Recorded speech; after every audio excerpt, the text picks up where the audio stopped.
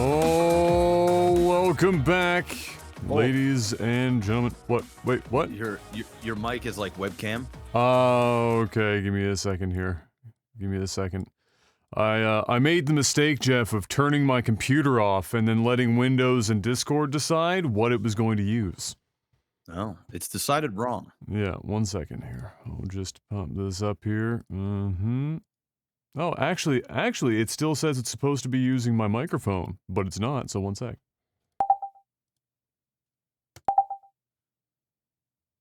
What about now? Way better. There you go. Imagine that. Huh? It wasn't even listed as my microphone from my webcam in Discord. It was still listed as my my interface. Anyway, ladies and gentlemen, I love technology, and as does Jeff, as we will discover here shortly. Ladies and gentlemen, it's another Tech Alpha podcast. Welcome, welcome, welcome. Thank you for stopping by, for catching us live, and thank you for continuing to listen wherever you're catching us right now, including Spotify, except we didn't get paid $100 million to do it. No, we didn't. I can confirm. If you've never been here before, if it's your first time, hey, guess what? You picked a great time to be here. I would have said that any day of the week, but we talk about video games, we talk about TV and movies, we talk about random shit. There's a lot of penis analogies. We don't know why, it just happens. But hopefully you enjoy your stay. Let me get this up here for the folks at home to be able to see our ugly mugs, Jeff, as time goes on. It's not getting any better. No. It's just not getting any better. I haven't showered yet today. I haven't shaved in about 10 days. Hey, there you go. I'm just living the dream. Speaking of living the dream, how was your last week? What did I do? It's just all blended now. I got a new graphics card yesterday. You did, and not because, not by choice. No, I woke up normal time, 6 a.m. Laid in bed till about 6:30, 6:45. Sun comes in, says, "What's up?" I get up, I take a shower.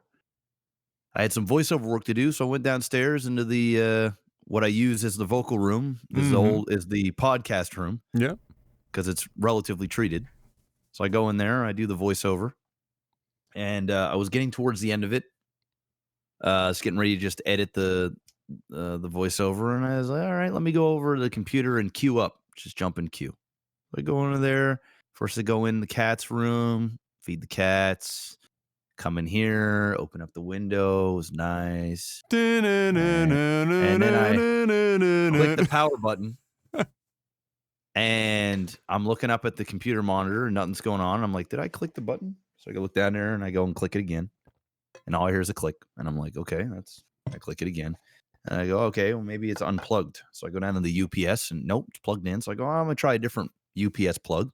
Try it, click it. Nope, nothing. Okay, all right. Let me try it in a whole new socket. Put it in a socket, click it. Nope, nothing. So, okay. Starting to get a little weird. So I go in the back of the PC and I turn off that little power switch and put it back on. I make sure that the power cord is in the CSU and click it again. Nothing. I go, okay, this ain't good. This is not good. I mean, there is. So on the back of the motherboard, there's the yellow lights and stuff that are coming on, but the computer itself is just not turning on. Yeah, so yeah. I'm going, okay. So I unplug everything. And I tweet out, hey, this is what's going on. People will give some suggestions. So I go, okay. So I take out one stick of RAM. I try and turn it on. Nothing. I put that one back in. And I take out the other stick. I try and turn it on. Nothing. So I put that one back in. And then I decide what I do is I just unplugged the GPU. Oh, like just the power cables? You didn't haul just the power cables, yeah. Just the power cables. And I turn the computer on, and the computer turns on. I'm like, oh shit, okay, so something to do with the GPU. So I'm like, okay, well, I immediately turn the computer off. So I'm like, all right, well, maybe the connector or something was all messed up in the computer. I don't know. So I plug the connector back in. I turn it on. Nothing. I'm like, okay, it's got to be the GPU. So I plug it out again. I turn it on. Next thing you know there's smoke coming out from the graphics card. Literal smoke. Like and it smells like burnt, like fried burning. I panic immediately because I'm like, oh my god, my fucking computer is burning right now, right?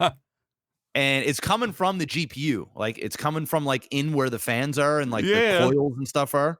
So I turn it on, I rip the fucking thing out of there, and I'm looking at it. It smells like dog shit, and I'm like, my graphics card is fried. So I'm like, okay, I need to get a new graphics card. So I'm like, all right, well, I'll just grab another 1080 or something that's just like a little bit better. No, bro. For now. So I'm looking up what places are open. Everything is fucking closed. I can't get it. I even call the Canada Computers. I call everywhere. Everywhere's closed. So then I go on Facebook Marketplace and Kijiji, Craigslist. I'm like seeing who's selling graphics card. Nothing. So I'm like, okay, fuck. So I call up the local place, and they're open, and I'm like, hey man, pretty sure my graphics card just died. He's like, are you sure it's your graphics card? I'm like, yeah, it was smoking, and it smells like burning. He's like, yep, your graphics card is toast. So I said, hey, what graphics cards do you have that's a 1080 equivalent or better? He said, well, we just sold our last 2070s, and we have a 1660. We have 2 of those, and we have 3 2080 Ti's, 3 of these. And he goes, unfortunately, I don't think I can sell you one because the gentleman wants to buy all 3 and he's coming by to pick them up. I was like, all right, well, can you get me anything else? He's like, well, I can make a few phone calls and see what I can pull. And then there was a guy on the other end, like it might have been his boss or something, I don't know. And he was saying something in the background. And he goes, oh, you know what? Yeah, you know what? We'll sell you one of them if you want one. I was like, okay, well, can you get me any other ones? Like, can you get me a 2070? Can you get me like something? So I said, how much is it? He said, it's $1,799. I said, can you get me anything that's not this? And he said, unfortunately, no. And if you want something, it's going to take probably Tuesday, sometime next week. And I needed to stream, like I can't not work. And I knew the graphics card. I went over to the fucking PC that we have for the podcast. I'm like, this ain't gonna fly. It's a 1650 in that one. Yeah. So I'm like, I said, fuck it. I'm coming down to get it because I just wanted to go buy it before the dude showed up and bought all 3 of them. So I just beeline it down there, and well, now this is the graphics card in here. It's the 2080 Ti Turbo OC, and $2,060 taxes in. Hasn't come down a lot from when I bought my 2080 Ti. The price has not changed much. No. So, I mean, it is what it is, right?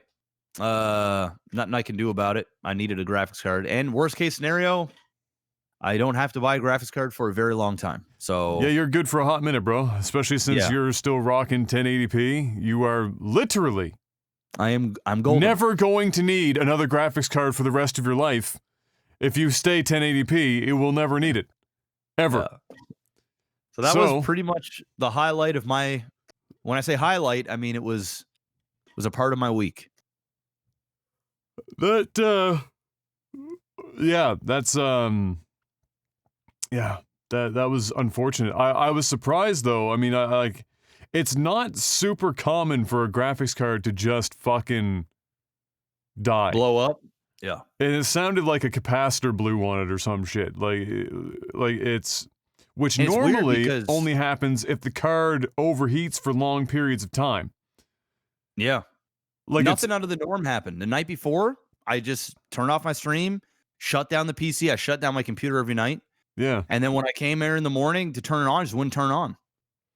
Yeah, short of it getting like a massive electric spike and popping capacitors and shit from that, there's very little that would cause it to do that other than like age. But the age, it's not like it was that old or worked that hard.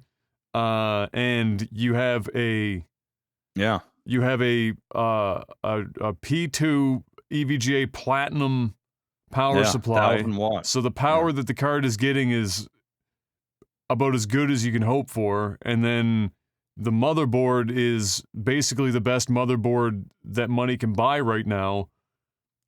So like the delivery for everything, so it's very strange. So yeah, just one of those things. I know, like I when I got my 2080 Ti, it was a similar thing where my 980 Ti blew up on me, but that was because my power supply shorted and took out. Or no, not my power supply. The motherboard fucked up, and then it took out the graphics card at the same time. Rip. And so, yeah, crazy. But there you go. Well, you got it. You're good for a long time. There it is. You're not gonna I'm need good. a graphics card for a hot minute. No, I'm good. You're good. How's it been treating you? You probably got better frames. Yeah, everywhere. a little bit better. Yeah, it's a little bit better frames while I'm playing Grand Theft Auto. I mean, I'm playing Grand Theft Auto. Well, you know at this so point, you're going to be bottlenecked by your CPU more than you will be by your GPU now. Like, if you have a 3700, right? We put in that thing. There's some games where it will bottleneck the graphics card because the graphics card's too much for the CPU, especially at 1080p. If you were playing like 1440 or something, then you're maxing her out. But yeah, that's just too funny. Yeah, my week was different hardware issues.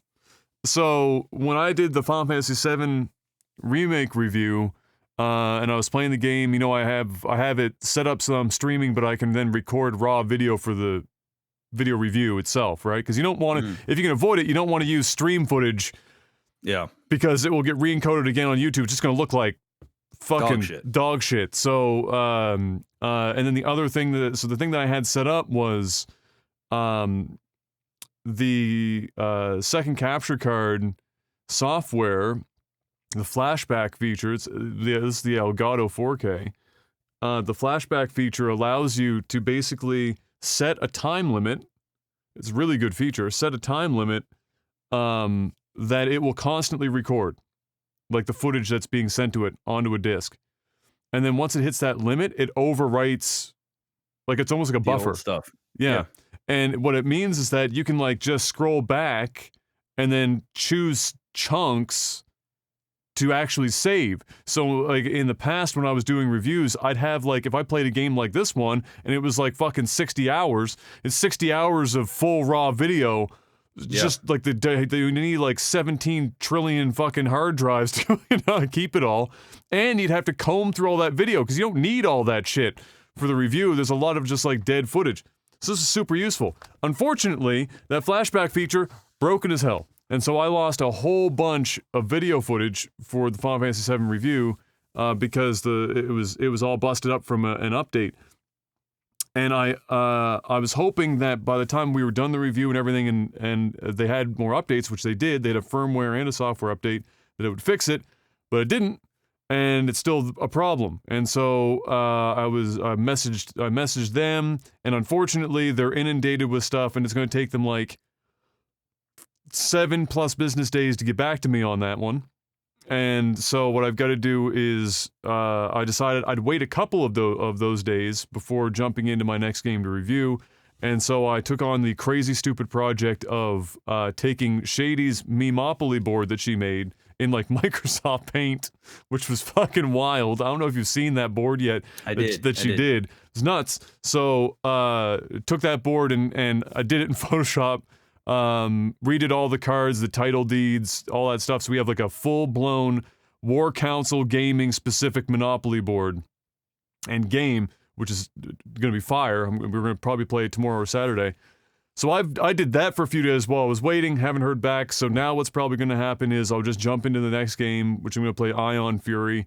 I'll just record the whole fucking game, and it's just going to have to be one of those things where until it's fixed or we have a solution, it's going to be old school, skimming through hours and hours and hours and hours and hours of gameplay footage for what we actually need for the review. But and so maybe what I'll do is I'll play shorter games until we have a fix and not go and play like a 70-hour fucking behemoth because Mark doesn't get paid enough to skim through that much video. So that was my week. Oh, and sat on the deck every day the last like 3 or 4 days. Yeah, we got patio furniture, so. Oh, that's right. Yeah, we've been sitting out a bit. Somebody mentioned that you were like tweeting or whatever about talking about getting patio furniture, and I was like, man, we're getting fucking old when we're talking about getting patio furniture. Yep. But That's hey, pretty much it. And you want to know the sad part about it is, after I'm done this, I have a meeting with a sponsor, and then after that, I'm gonna go up, sit on that patio furniture, crack open a beer, yes, and just chill and breathe fresh air. That's what I'm gonna do, and I'm gonna enjoy it. Yes, that's what I was doing before this. We were Em and I were outside on the patio furniture, getting some vitamin D. Yep. And just enjoying fresh air and at least fooling our brains into thinking we aren't currently trapped in a household. Because that's basically the entire purpose of that. But yeah, anyway. Video game news, Jeff. We have some stuff to talk about. You ready to talk about video game news? I'm ready. My body's ready. All right. First up, about streaming in general. Despite massive growth within the streaming industry, we're talking about hours watched, the number of people involved in watching in this industry now. The numbers have just come out, and unfortunately, despite all of the money that Mixer spent to try and pump their numbers up, because they had rookie numbers and they had to pump those numbers up, as we would recall with the acquisition of Shroud and Ninja, their numbers have gone exactly nowhere. Yep. Everyone else's numbers up.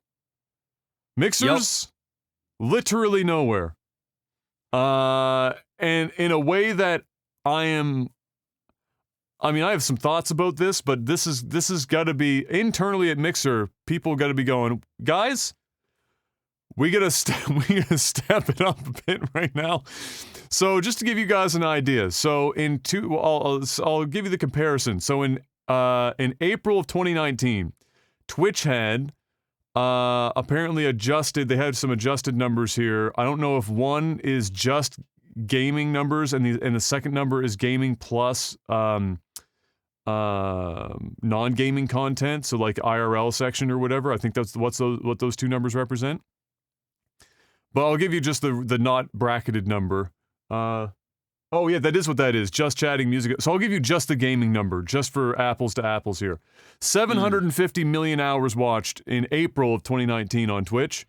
April of 2020, 1.491 billion. Doubled it. Doubled it, basically. YouTube gaming, April 2019, 279 million. April 2020, 461 million. That's a 65% increase for YouTube gaming. Facebook gaming, which you shouldn't believe any of this shit because they fudge the numbers more than anyone, but still we'll say them anyway. 86 million in April 2019, 291 million in April of 2020. We've talked about Facebook gaming in the past, I believe, on this podcast, where we were discussing how Facebook will, whether you like it or not, put video live on pages all over the place to pump the numbers up. They're just basically bullshitting their way through it. And with the user base they have, they just throw some videos out, numbers are going to go through the roof. That's what you're mostly seeing there. Not all of it, but the vast majority of that increase. Vast majority. The vast majority. Mixer is getting more legit views than what Facebook gaming is. Yes, yeah.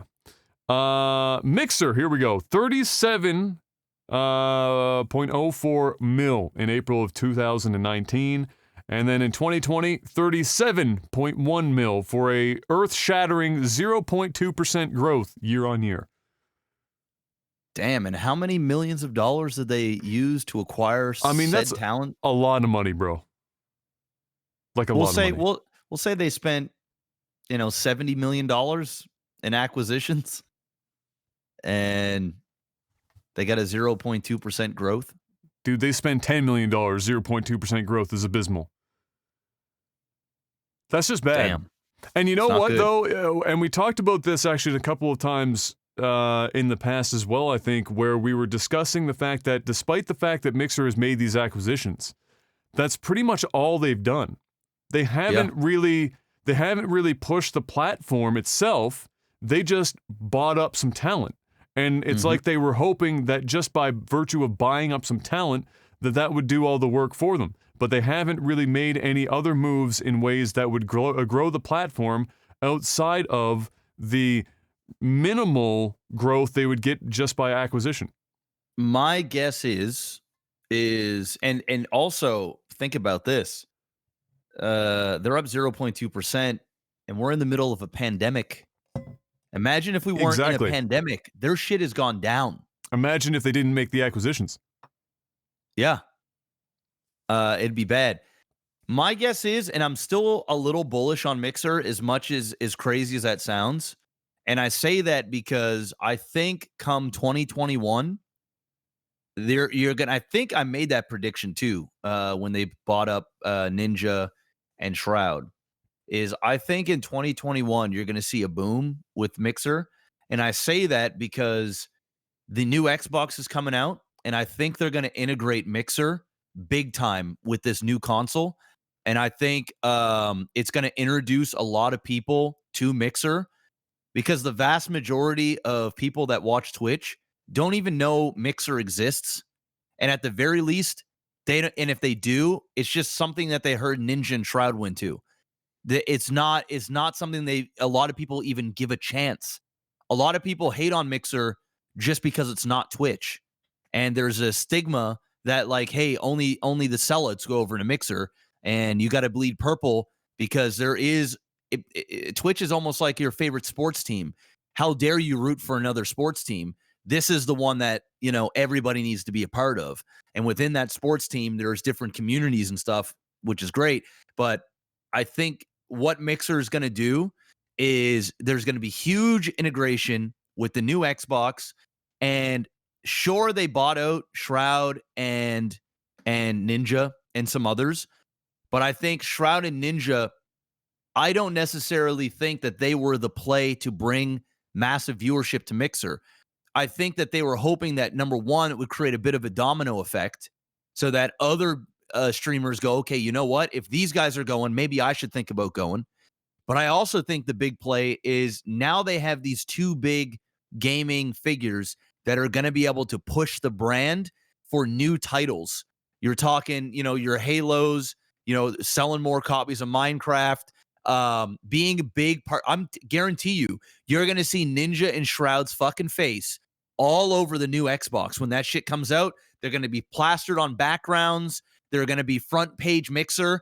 And you can't have a bunch of fucking nobodies on join us on Mixer on the platform. You need to have those celebrities. You need to have those faces that people just know about, or that you are easily searchable. Who the fuck is Shroud? Who the fuck is Ninja? I think everybody knows who Ninja is by now. He's more famous than Shroud is, just from a celebrity standpoint. But I think the play is they are putting their money. They're going to get their money's worth, dude. They might not get it worth right now from the viewership, but just from having those two big names, they're going to get a return on investment just from being able to use them. I even thought I saw Shroud do an Xbox commercial like last week. So it's already starting. But guaranteed, that new Xbox comes out, you're going to see it like you see it on PlayStation when it comes to Twitch. I turn on my PlayStation 4 and there's a huge Twitch. It's all over the place, right? You're going to see that with the Xbox. Yeah, I agree. Is that it's not. They're obviously playing. I wouldn't call it the long game. No, but it's like it's not a short term game either. They're playing. It's a piece of the puzzle of their overall strategy, but I do feel like they're still failing pretty miserably in the interim getting there. Yeah, they're not, because the names Shroud and Ninja's value was at its peak from a pull in the first few months of them being on that platform. Yeah. And they didn't leverage it at all. Yeah. Yes, there will be value for sure, and I agree with you, and that's definitely something we talked about, especially in regards to Shroud and Halo, was when Halo drops, Halo Infinite, and Ninja. and the new and Ninja, and and the next Xbox is there, and all of that's going to come together. It's like a perfect storm kind of situation for them. That's a big leverage point for sure, but it's kind of like it's kind of wasted potential to just buy them up, have all that momentum from the purchase, all the rumblings, the viewer count being as high as it would be up front before it dropped off, inevitably, because like you said, not very many people know about Mixer. If they do, it's just almost like a thing in the cloud. They don't really think about it more than just it exists. They won't give it a chance. And like we've talked about in the past with people switching platforms, people are just fucking lazy. They want everything to be on one platform. Yeah. They don't want to have to open a browser tab and go to another. It seems completely silly, but in the reality is that's just how it is for the majority of viewers. They're just lazy as fuck. They want everything to be on one place, easily accessible, and not have to think about multiple locations and multiple UIs and different chat systems and well, they don't want whatnot. Different accounts, and they just want everything to be in one concise, easy place. And that's a big, steep hill to climb. So you gotta. I was very surprised to see them not capitalize more on that initial buzz and the strength of those two men's brands and viewerships up front. And to try and bridge that gap, because it's not a short gap. I mean, we're talking almost a year. Yeah. Or more before what we're talking about now, about them being on the dashboard and pushing Mixer on the new Xbox and the Halo Infinite drop and everything. That's a long gap to go with no bridge in that marketing strategy. And we just haven't seen anything out of them. And I think this is very indicative of that short-term strategy where we've seen exactly zero growth, despite the fact, like you said, we're in a pandemic. Viewer numbers for streaming services are through the fucking roof. You've got two of the biggest fucking acquisitions short of PewDiePie in the entirety of the fucking streaming world, and you've resulted in 0.2% growth year on year. That's a massive failure. That's not even treading water at that point. That just tells you, like you said, if this wasn't a pandemic and you didn't make those acquisitions, you'd be like negative probably fucking 20%. Yeah, you'd be down. So easily. Yeah, easily. So easily. I probably don't, more. I hope whatever they've got planned the wheels start turning on that soon. Yeah. Well, the crazy thing is, think about this. If it was YouTube that bought Ninja and Shroud, you would see way more than a 0.2% uptick. And the reason why is because YouTube is already something that people use, that people are used to. They already have their accounts. They can easily go and watch other people's content and things like that. People are way more likely, and trust me, YouTube is an infinitely shittier platform. The friction to get into YouTube is so much lower because they already have accounts and they already use the service. Yeah, exactly. If it was Shroud and Ninja that got bought out by YouTube Gaming, YouTube would have benefited way more up front than what Mixer is. I still think Mixer ultimately, if they even, dude, here's a crazy thing. Here's the other crazy thing. Hit me. How long is Ninja and Shroud's contract? Not long enough. Because if it's what it's rumored to be, it was 2 years. Then, well, 2 years. They've already almost burned half of it. They've already burned one. Yeah. Okay. New consoles coming out maybe this year. We still don't even know, right? But we'll say it comes out this year. It's still gonna take time. Even if it does, it takes time to get traction. Right? Exactly. Yeah. This is especially during these times. Yes. Bro, by the end of their 2-year term, which is going to be coming sooner than later. Yes. In order to even get your money's worth with Shroud and Ninja for long-term longevity, you're going to have to re-sign them. And if you think Shroud and Ninja, after they've already made their bag and their viewership has gone down by the hundreds of %, that they're just going to sign a contract that is less than what they've already signed in the past? Hell no. Now they want more. Now they want more money Yeah. because now they know the real value. Hey, if you're really going to start building this platform off us, do you want to slap our image and our likeness all over the Xbox Xbox whatever whatever the fuck the thing is called, One S XS shit, Series X. then Series X, then you need to pay us, because they're going to be on their phone with their agents with Twitch, and they're going to go, hey, how would you love to have an epic comeback with Ninja and Shroud? Yes, we would.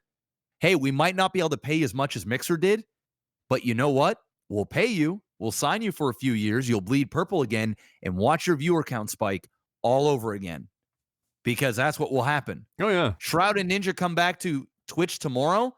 Ninja goes from 4,000 concurrent to 40,000 concurrent within 3 days. Yeah. I guarantee it. 100%. It'll be a big deal.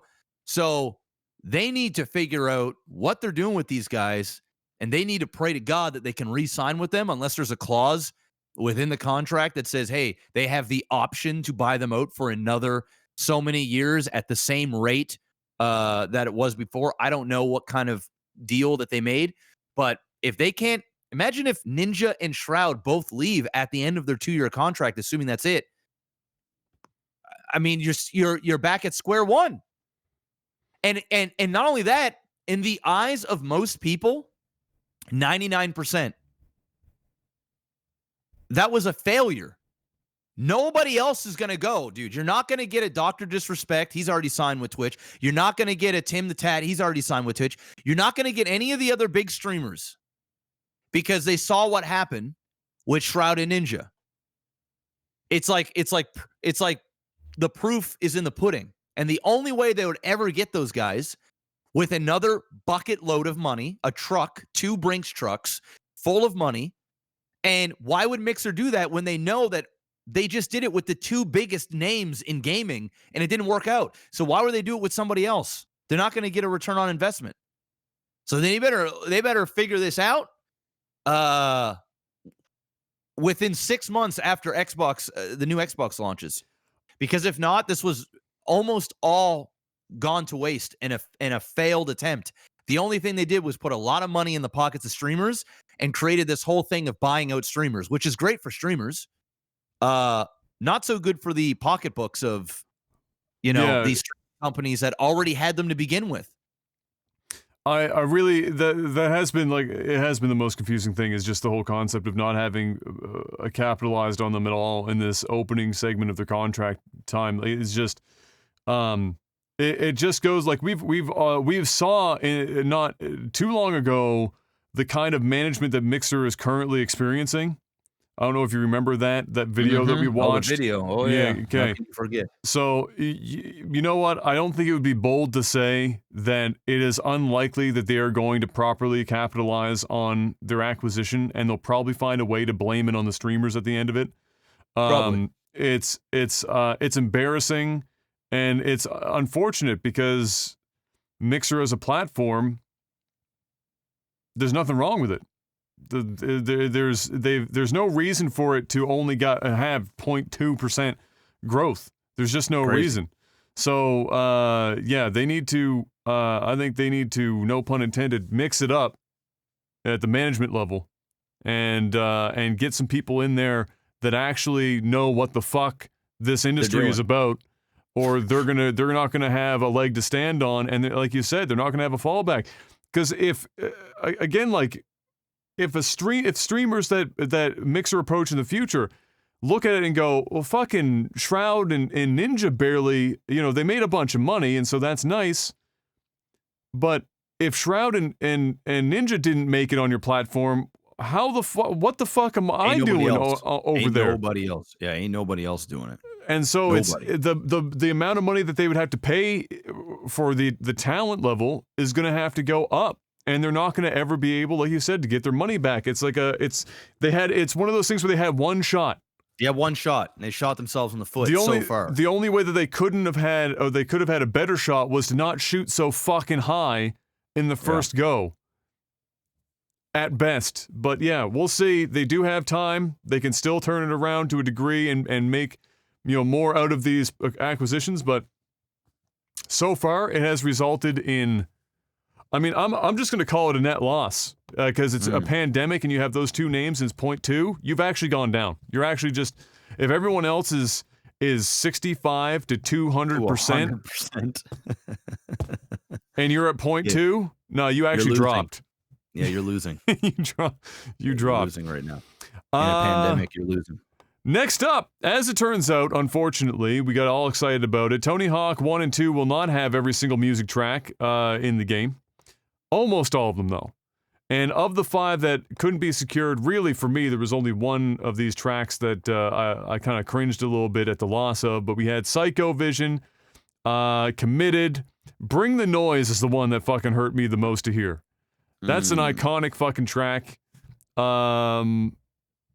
That's the biggest down. Somebody wanted a lot of money. They wanted a lot of money on that. And then there was the High and Mighty and Alley Life were the 5 in total.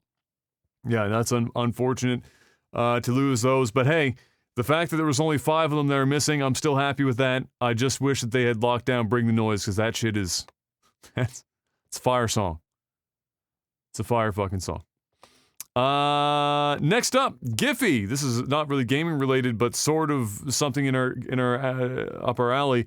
Giphy. If you don't know what Giphy is a website entirely dedicated to, if you might want to guess, GIFs, animated GIFs, and it's basically a repository for damn near every GIF on the internet in some way, shape, or form. There are very few GIFs that don't exist on Giphy.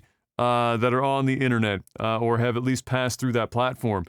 Facebook, I haven't exactly put my finger on why because I'm not smart enough, but Facebook just acquired Giphy for $400 million. And just throwing around money. And so now, like, the only thing I could come up with was Facebook was like, hey, stockholders, we're going to use your money for something.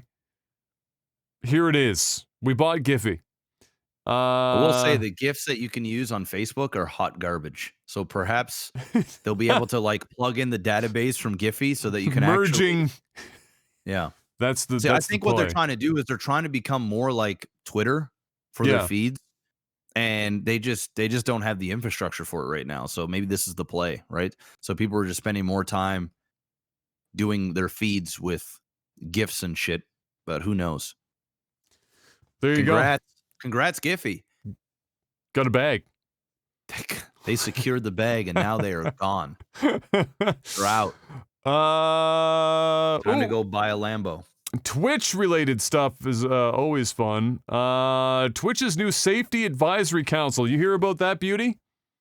I did. People were talking about it in the chat and stuff, and then I went and saw a clip of some chick just running her mouth, and I was like, dude, I can't be bothered. That's pretty much it. It's just another weird Twitch thing that I just you know what, it's, you know, that there's that image of Principal Skinner from The Simpsons standing under this tree, and it's like, am I out of touch? No, it's the kids who are wrong, or whatever the fuck. I must be that guy. I'm the old man now. I don't get Twitch's decisions 98% of the fucking time. I don't understand them anymore. The Safety Advisory Council sounds like the biggest load of buzzword bullshit I could fucking come up with for a website that they had to then clarify what the actual purpose of this advisory council was to be after so much backlash surrounding the one person that you were referencing, having heard about, Furiously Steph, got in hot water over. So the actual council, because people at first were thinking that these people were going to be partial hires into Twitch as almost like a board, right, to help determine policy and things like that surrounding some of the more minefield situations that happen on the platform. And there was a wide variety of people there, of course, that were selected for various reasons. But after all that fallout, they had to clarify. So they said here, we said in our blog post that we were looking for the council to advise on a variety of things, from advising on new policies to promoting healthy streaming habits. But we could have been clearer about the tasks the council will be involved with. Council members will not make moderation decisions, nor will they have access to any details on specific moderation cases. They are not Twitch employees, and they do not speak on Twitch's behalf. While we value their opinions and their right to share them, they are independent actors who will have opinions that are not shared by either Twitch employees, or even by other members of the council. Nevertheless, we believe that having diverse viewpoints will make the council and its recommendations stronger and ultimately better for our community. So before I move on to the next paragraph, what I have to say is, call me crazy, but I feel like they've managed to contradict themselves in a single paragraph. On one hand, they're saying that council members aren't going to be making moderation decisions, or will they have access to any cases, and they're not employees. They don't speak on Twitch's behalf. And while they value their opinions, they are not Twitch's opinions. But then at the end, you go through all that, but then at the end they say that ultimately this team is specifically to advise Twitch on what to do going forward. So it's basically like Twitch is taking a section of people, separating them outside of Twitch's circle, so that if they implement anything from there, it's like they have a scapegoat. It's like, yeah, but it's not Twitch's opinions, what these people say, but yet we, Twitch, chose these people to be on the platform, so it's like by proxy, they have to in some way, shape, or form be representative of something that Twitch feels like will be useful in terms of mirroring values that Twitch is hoping to achieve as a platform. It's like a weird fucking way to frame what the council is supposed to be accomplishing. Well, from what I'm getting from this is, they sound like they're just used as counsel. So if Twitch has a thing that they're thinking about implementing, or these people have ideas, they can submit those ideas or give honest feedback about what Twitch is trying to do to these select individuals. They all have their different varying opinions. And then with that information, Twitch makes a decision, or they can either pick and choose what they think is good and what will work, but ultimately they don't make the decisions. It's not like they're voting on, hey, this is the policy or thing that we want to do. Let's take a vote from the members of the council. They're advising. They're an advisory council. Yeah, they're doing. No, I understand that point. Yeah. I just find it weird how they're positioning themselves in this blog post. The reason why they're doing this, dude, when did this come out? A couple days ago. It's from Emmett. Yeah. So you know why they're doing this is because the girl on the board made some really, really radical and ridiculous comments. Mm-hmm. And she's on this council, and people were going fucking crazy. So this is damage control. This is them saying, listen, this does not reflect, and they've made it very, very, very, very clear. The opinions of these people do not reflect the opinions of Twitch and the other people within the council. Not only that, they're not even hired by us. They're not employees, which means you can't even say that we have them hired so that you can go after us because it's an employee of Twitch. These are quite literally streamers that are getting together and doing their thing. They made that very, very clear here. And this is nothing but damage control. And this is letting everybody know this is Twitch cleaning their hands away from any potential now drama and future drama that may be surrounded by any of these people or future people on the council. Because if that's the case and somebody does something ridiculous, then or says something ridiculous or gets banned or whatever, people are going to go, "Hey, dude, why in the fuck do you have this person on a council making decisions or suggesting decisions, and they're breaking TOS? Yet you won't even ban people that are actually breaking TOS. This makes no sense. Why are you playing favoritisms? Why are you associating yourself with people that are doing dumb shit?" So that's what I think was here. And this is coming straight from Emmett's mouth. And it's worded in a way that it literally does exactly what I just said. It keeps their hands clean. They can do it, and there's no repercussions, or they're saying, "Hey, don't come yell at me." It's the same thing when you go on Twitter. Don't shoot the messenger. Yeah, you go, "Hey, all opinions expressed here is of me and not the company or sponsors," and blah, blah, blah, blah, blah. That's just so that these companies, and Twitch in particular, has their ass covered, because the last thing you want to do is have somebody that looks to be either racist, radical, they say something homophobic, they do something crazy on stream, or whatever, and they are directly connected with Twitch. That's a bad look. Yeah, right? Of course. So yeah, I think that's why this is coming out now. And do I think that this would be out right now if all this shit didn't happen? No, I don't think so. It's just straight. I don't think you'd see this. It's. I get all that. I just find it. Much like any other situation. I'm not saying this one specifically, because this is not uncommon in any industry where companies as a whole try to separate themselves from their employees, so that, like you said, if somebody does something crazy stupid, it is not reflected directly on the company necessarily. But in this case, because they're not employees, and Twitch is choosing them to be part of an advisory council, there is literally no way that you can look at it and not know that Twitch is involved in the construction of this council. And so to then have them, it's just fucking. I look at it, dude. I would imagine they're being paid.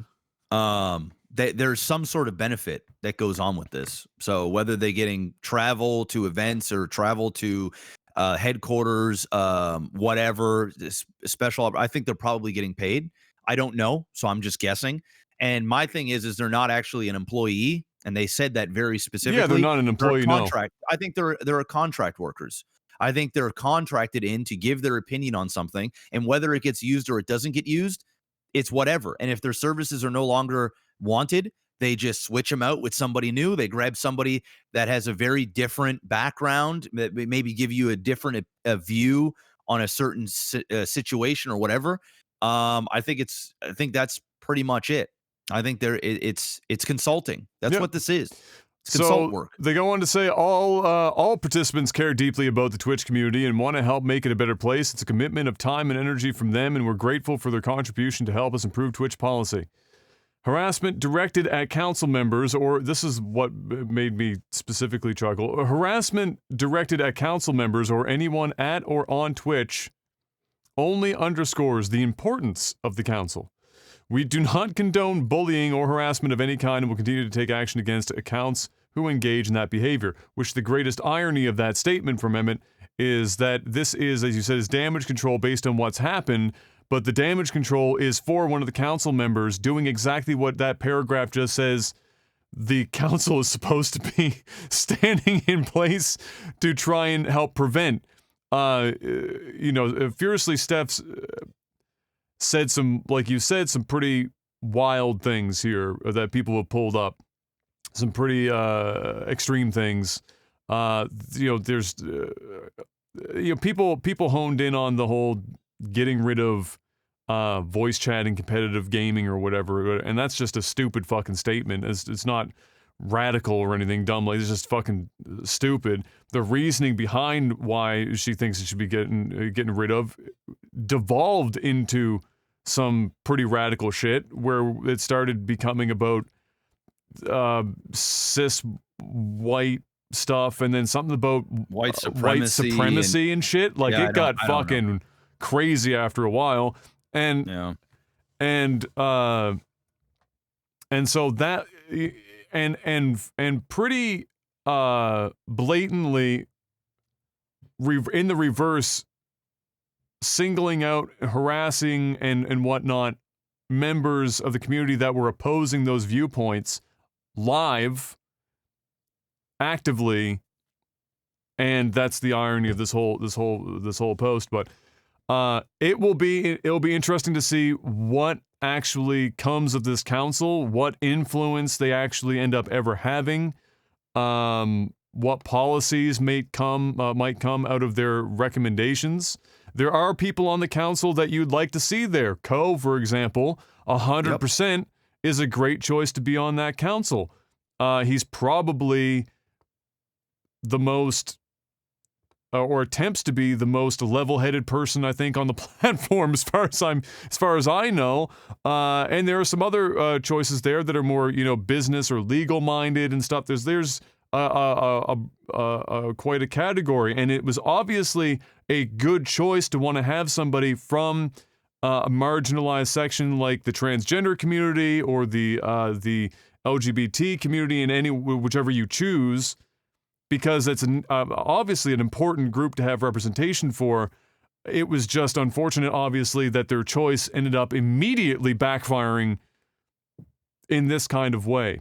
The worst part for them is that if they chose to remove Steph in any way, shape, or form, Twitch is now going to likely get shit on for it looking like they're singling out somebody from that community. I don't think so. You don't think so?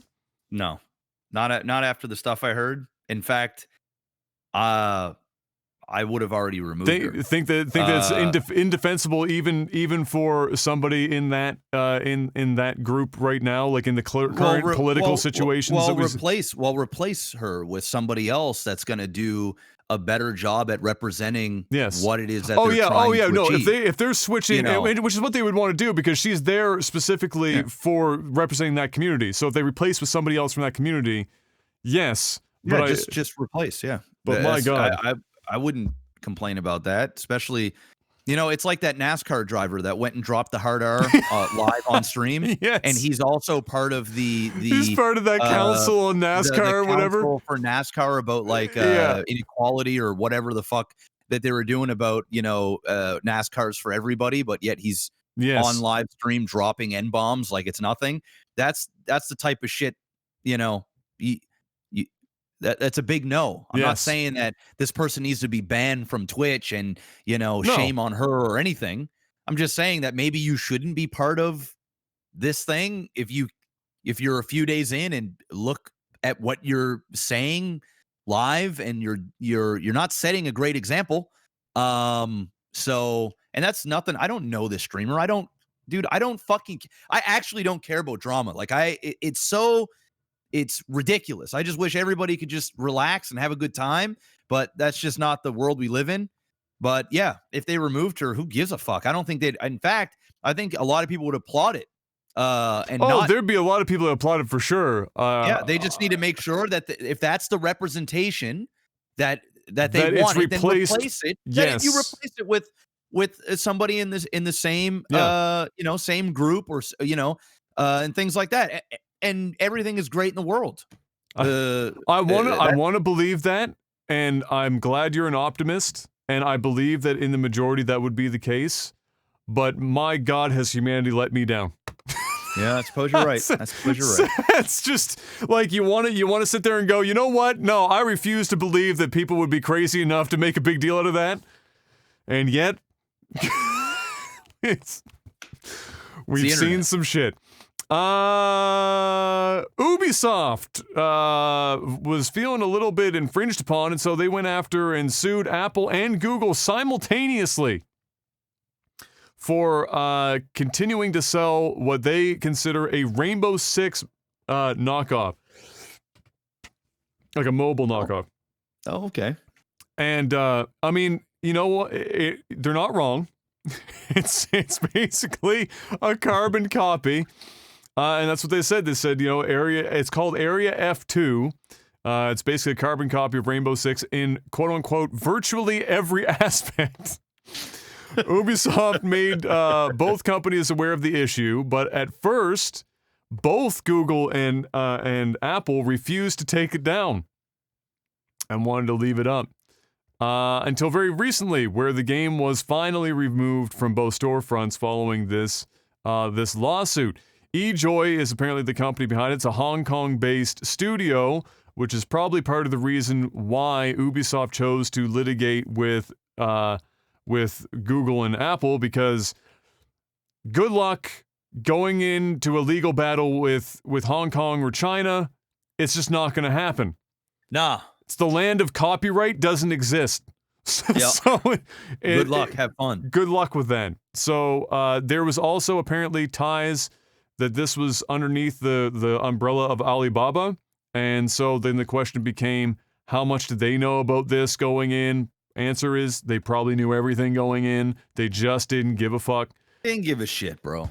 And so fuck now, you in your game. However, it was now taken down. It's gone. Players get a message that there's a posted update somewhere about it. But if you try to access the servers, apparently, as of I know right now, it is down. And you know, Ubisoft has to do this shit because, like I have here in the notes here, it's incredibly popular. Rainbow Six Siege. They took that game from not very popular, not very good, and 180'd the fuck out of that thing, and now it's one of the biggest games in the world. 55 million registered players, 3 million daily active players. That's no joke, especially for a game that is like a really hardcore shooter. I mean, that's with a steep learning curve. That's a lot of fucking players. So, you know, they have to protect their shit. But yeah, that they were successful, and you know, you gotta admire the nutsack on the people internally at Ubisoft that said, "Fuck it, let's go after Google and Apple at the same time."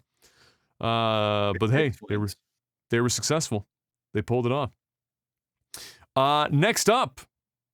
Just like Valorant's anti-cheat, which is Ring 0 level, Bethesda for some reason decided to deploy a version of Denuvo anti-cheat that is also Ring 0 access. Why they decided to do that after all the fuss and whatnot about Vanguard is beyond me, but they did that, and it was immediately found to have, you know, similar issues, similar security, you know, obviously similar security concerns. This was attached to Doom Eternal, you know, the latest major release from Bethesda. Everyone simultaneously said, "Excuse me, what the fuck?" To the point where even Bethesda came out and said, "You know what, guys? You're right. We should probably not have this in the game." And so their next slated PC update will be removing said anti-cheat. Nice. And I hope that Valorant follows suit. We'll do the same. Yeah. They need a different solution. Ring 0 access for an anti-cheat is just unacceptable and unnecessary, and not stopping cheaters. So it's not really doing much. So speaking of Valorant, actually I'll skip down a couple of spots on my list here. Valorant is apparently going to become available to everyone June 2nd.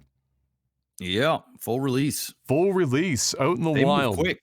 They move real quick. That was very quick. Around. They're striking while the iron's hot. The opposit of Mixer. Yeah. Who's going to be trying to form a sword with cold metal. It's just not easy. That game's gonna get even bigger come June 2nd, man. So now that some of the honeymoon period has started to wear off on it, and people are starting to give a little bit more, seasoned opinions on the game, how do you feel the game is going to turn out in a year from now? Well, I haven't played rank yet, so I haven't really. I've just been grinding Grand Theft, but yeah, I still think it's going to be the biggest esport on Twitch. It all depends on when Riot decides that they're going to start doing big tournaments and stuff, and how quickly they get the esports side of thing going. In terms of like Twitch viewership, it's going to be in the top 3 from here on out. I think it's cemented itself. It's simultaneously killed what was left of Overwatch. So that's done.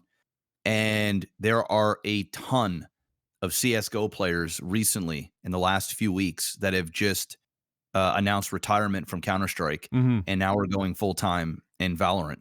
And we're not talking small CS:GO players. We're talking some really big CS:GO players that are making the switch. I've been seeing more and more people, more and more tweets, those longer tweets. Dear fans, just want to let you know, blah, blah, blah. It's time for a change. And this didn't come lightly and yada, yada. I've been seeing more and more of that. This is going to boil down to how well Riot caters to their community, keeps the community involved, and how well they can run an esport. And you know what? They have a pretty fucking good track record.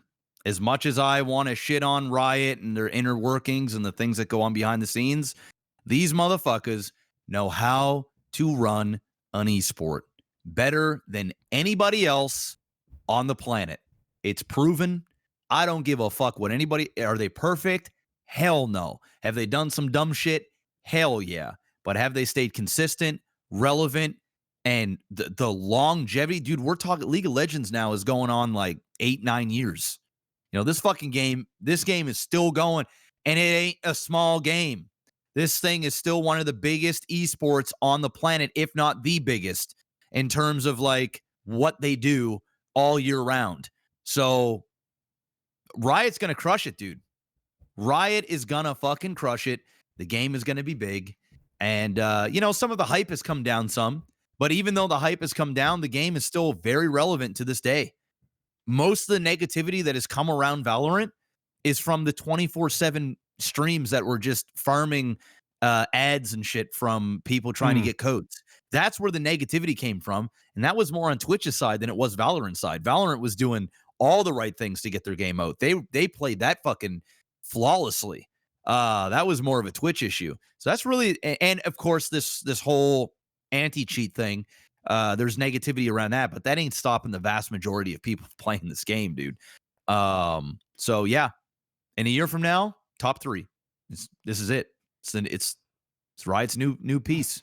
I agree. I think it's going to. I think their biggest hurdle. I agree. The anti-cheat's not going to stop it from doing anything. I think it's going to be something that people are going to pester them about until they fucking change it. Yeah. But I think that I think that a lot of it will come down to how the first tournament goes. Will determine, like, the real big one that they put on themselves. Yeah, will determine LCS version. Yeah, and a lot of that I think comes down to right now their biggest point of not biggest point of failure, but their weakest point right now in that regard would be the spectator mode is just not there. They don't have good enough spectator tools. They need far better spectator tools to aid the casters and the viewing experience as an esport to really pop off on it. I mean, they can put on as many K-pop productions and shit as they want to push the shit out of these games or whatever the fuck they want to do, make a big deal out of it and have a massive arena with pyrotechnics and shit. But at the end of the day, you get into the game and it's hard to follow because the spectator tools aren't great and it's making it difficult for the commentators. Then but CS:GO is fine, right? So like, yeah, but CS:GO has phenomenal fucking spectator. I mean, if you think that fucking Riot is gonna pull a Blizzard with Overwatch and I'm sure they're gonna do it. It's just will they do it up front before they launch their first major tournament? Riot's gonna do some crazy shit, bro. This thing is going to be huge. So it's going to be huge. Yeah, I think the craziest thing to me will be that there's a good chance that by the summer of 2021, LCS summer splits and shit coming around, all the hype is going for most esports. The crazy thing to me is that Riot could have the number 1 and number 2 biggest esport, not just on Twitch, but on the planet. Yep. And that's crazy. And well, what's even crazier is they almost complement each other in a weird way. Well, they're so different. they're so different, right? And you're still under that Riot umbrella, and both games are so big. And when you're grinding Valorant and say you get burnt out or you just don't want to deal with it, you just hop off back over to League. If you're playing League, I need a break from this, you're going to go over to Valorant. You're going to see a ton of it. It's going to keep them both relevant. The question is adding number 1 and number 2 esports, the biggest ones in the world, going to be too much for them? Are they juggling too much? Is the quality of one going to go down because there's more focus on the new beautiful girl in school that everybody wants a piece of? But are they going to forget that, hey, you know what? We still have this gem over here, even though League is in a really rough spot, like in terms of gameplay, like ladder. But that's never really changed anything. They still have the baby, the one. League's been in that spot for 7 years, and fucking exactly. So, can they juggle both at the same time? We know they've got the smarts to do it, but do they have the team? Can they mimic this and do it? That's the question. And I think they can. And if they do, like you said, it's going to be number 1 and number 2, if not number 1 and number 3. Yeah. Fuck. Because Dota really only pops up during TI. That's it. And that's the show. League consistently. All the time. All the time. Right now I go to Twitch, it's up there. You know what I mean? Constantly. It's been like that since the beginning. Yeah. It's wild. You know what? I'm going to make a prediction. I think next year is going to be League of Legends' biggest year in the last 5 years. I believe it. I think that League is, because League is one of those things that just sticks around and doesn't go anywhere. I think it's due for, it's like a spike. You know what I mean? Like something sticks around long enough, it's bound to come back up. It's unlikely for it to drop, but once in a while, it'll really pop the fuck off, and then it will go back down to like it's like slumber. It just so happens that League of Legends slumber happens to be in the top 3 of Twitch, 24 hours a day, 7 days a week. I think we're coming up on a big pop off for League. I feel it in my fucking bones, bro. I feel it, and I'm there for it, because you know what? I haven't really watched esports in like any major esport for any period of time in a long while, and the last time I did, I was watching League of Legends. Yeah, and it's usually a good time, and it was fucking fire. Yeah, to the point where you can watch League and you go, I feel like playing League of Legends, which is crazy because playing that game is AIDS. Yes, from top to bottom, full blown too. Like just full blown. Just Magic Johnson levels. Yeah. It's crazy. Bad. So yeah, like I think that's where we're at. I think next year League pops off, and I think Valorant solidifies itself. It buries what's left of Overwatch. It takes a chunk out of CS:GO, and with those two combined powers, it pushes it into the top 3. If it not on a daily basis, which I don't think it will be, I think it will be kind of like the perennial kind of thing, like a CS:GO, where during the bigger times during tournaments, runs it up, falls off a little bit, runs up back up, and I think you're going to see it. You're going to see it up there. The fun thing will be to watch how Riot staggers the seasons so that League and Valorant don't cannibalize each other for viewership. Because you don't want to run that shit at the same fucking time, even though they're two totally different games. Yeah. Right? Interesting. We'll see. We'll see. Epic Games introduces a new refund system that you can't really say is a bad one, and hopefully Steam follows suit. If you buy a game on Epic Games Store now, and in a short period of time, I couldn't find, they must have it listed somewhere, I'm sure, but I couldn't find, when I was reading quickly before the podcast, what the number of days or whatever is. But if you buy a game, it's probably 72 hours or some shit, or maybe a week even, whereby that game goes on sale after you've purchased it. They will automatically, without you having to prompt them, refund you the difference between what you paid That's and dope. that sale. That's dope. That's fire. That's dope. And that needs to Have be it on everywhere. Steam, 100% on Steam. Like, without question. And then alongside of that, so we talked about last week how GTA 5 is free. I think it still might be as of our recording right now. It's free. Yeah, I don't know how long that goes, but it's for a while yet, I think. Civilization 6 is now also free. Dude, they're just giving games away. Buying, hey, everybody gets a game. Money. You get a game. I mean, the amount of billions of dollars that fucking Epic Games is bringing in, they're just buying shit, bro. They're buying shit. And it's gonna get they're choosing good games too. I mean, like these aren't shitty little games. You get like GTA 5 and Civ 6 for free. GTA 5 alone, dude, the amount of people online play that shit and stuff, that is a massive play. Civ 6 just gets me interested. Where I go, do I download this fucking launcher? You know what I mean? It's my question is, what's next? Because you know there's more in the tank. They didn't just pick 2 random fucking games up. You know they got more in the tank. I don't know. I really, really don't know. I've been thinking about that. I've been trying to think of it because you know it will be relatively high profile. I've been trying to think about what game would bring them. Horizon Zero Dawn. Everybody gets free on PC. Stop.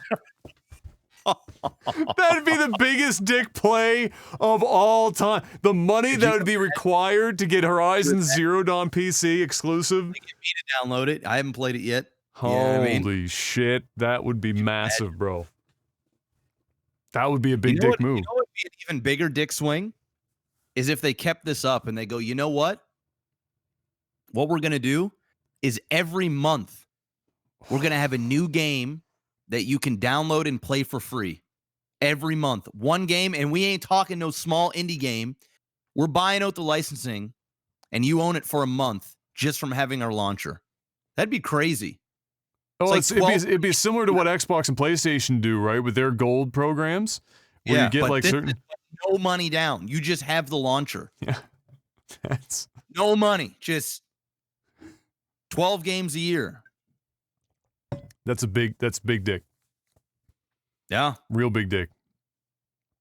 Well, real big dick is Grand Theft Auto 5. That's a big dude. That dick swing. I actually can't think of a game that would be more expensive to do that with that is already out. You know, it's one thing to like get a game that's like new and put it on to sell, but for free and a game that's super popular.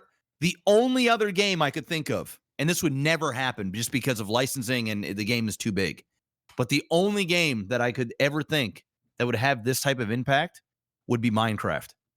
If they said everybody gets Minecraft for free, just all you do is download the Epic launcher.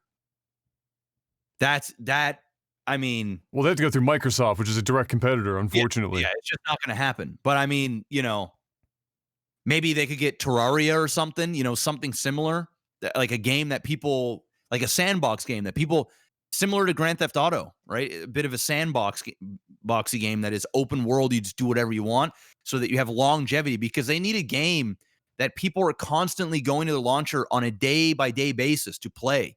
Not just a single player campaign and then being done and then, all right, I'm done with the launcher. They need this to come.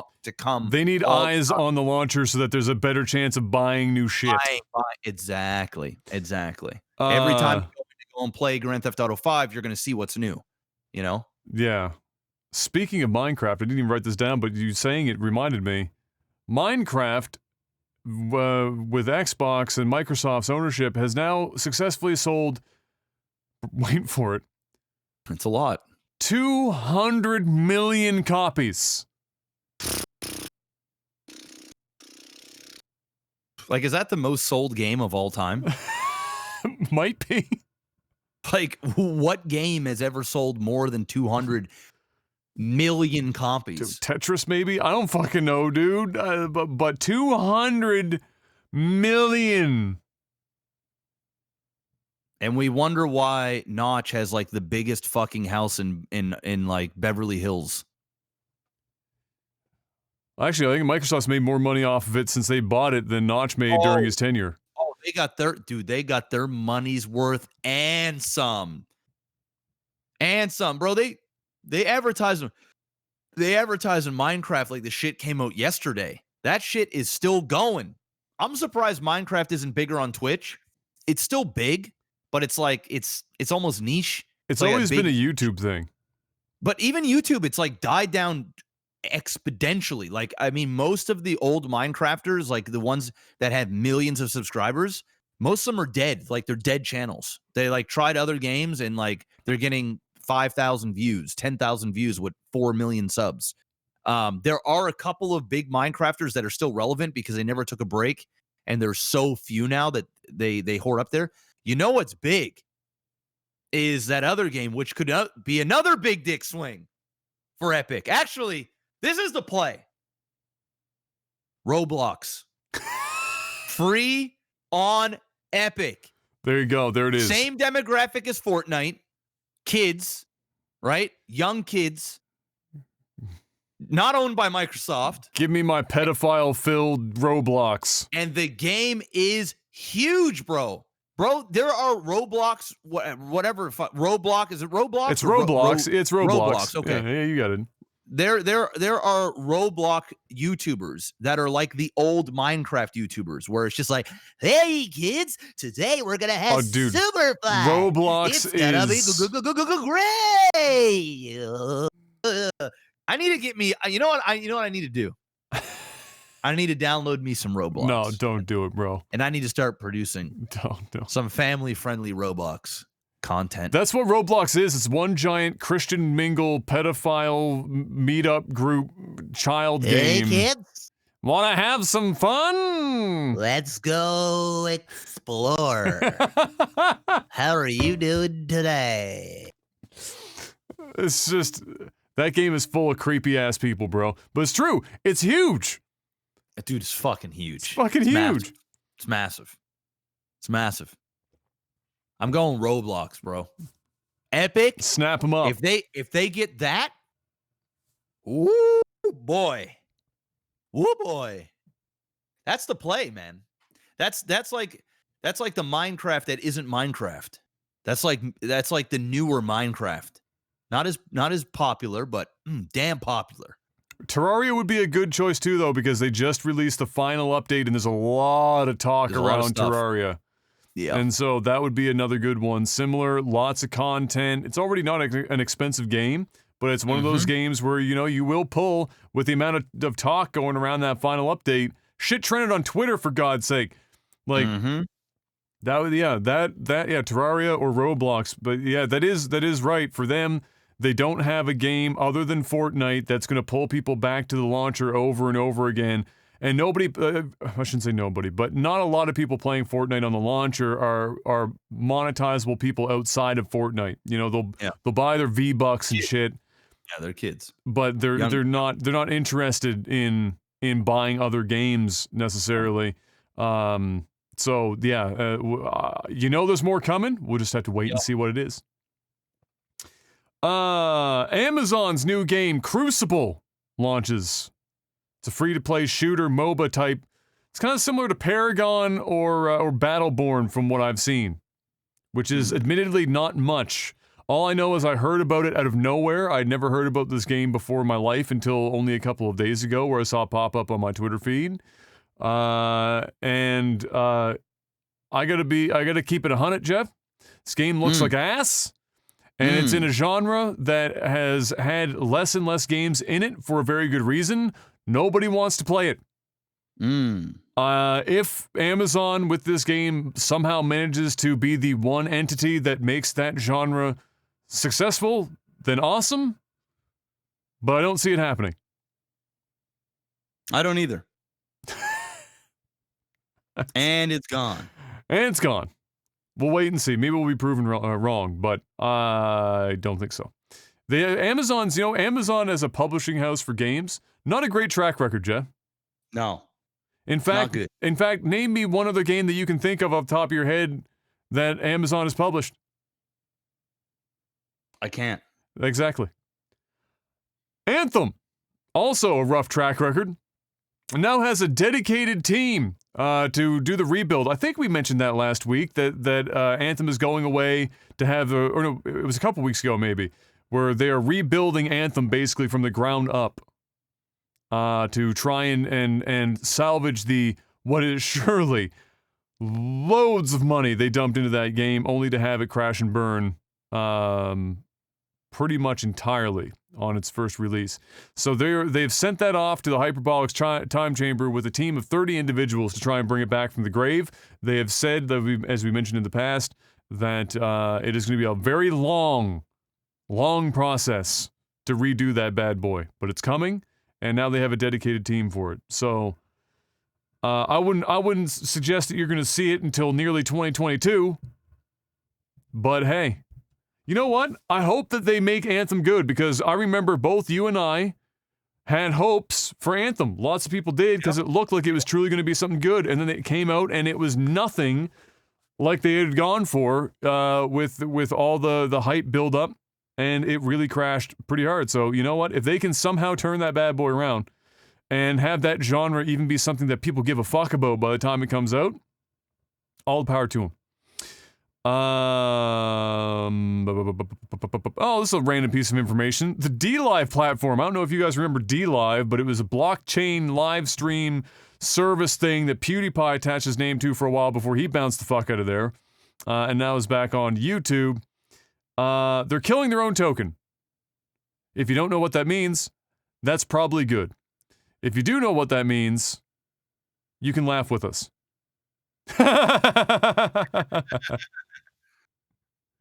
And it's gone. And it's gone. So is PewDiePie. Yes. He's on YouTube now, remember? Yeah, exactly. That's what I said, yeah. He bounced out of there. He get the fuck out. He deuced. He got some money, though, I'm sure.